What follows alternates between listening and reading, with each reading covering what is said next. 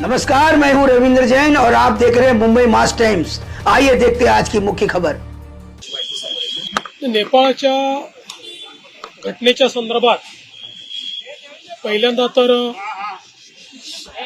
तिथे जे काही जी घटना घडलेली आहे त्यात जे लोक मृत झालेले आहेत त्यांच्या परिवाराच्या प्रती आपल्या संवेदना आहेत। आपले काही भारतीय लोक आणि विशेषतः महाराष्ट्रातले काही लोक देखील त्या ठिकाणी आहेत किंवा असण्याची शक्यता आहे। त्या पद्धतीने संपर्क साधण्याचा प्रयत्न चाललेला आहे। आपले जे आपत्ती व्यवस्थापन मंत्री आहेत गिरीश महाजन यांना सातत्याने आपण त्या ठिकाणी संपर्कात ठेवलेला आहे। विशेषतः काही लोक जे त्याच्याही पलीकडे तिबेटमध्ये गेले होते किंवा काही पर्यटक गेले होते, अशा लोकांशी काही संपर्क आपला झालेला आहे।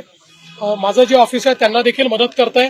आम्ही MEAची देखील मदत त्या ठिकाणी घेतो आहोत आणि विशेषतः दिल्लीच्या माध्यमातून अशा पद्धतीनं मानसरोवर यात्रेच्या निमित्ताने किंवा इतर गोष्टींकरता जे गेलेले लोक आहेत त्यांच्याही करता नेपाळमधनं जो मार्ग आहे तर त्या ठिकाणी एक अवरोध निर्माण झालाय, तर तिथनंही त्यांना परत कसं आणायचं याचंही प्लॅनिंग आपण करतो आहोत आणि त्या संदर्भात सेंट्रल गव्हर्नमेंटशी आपलं बोलणं झालेलं आहे।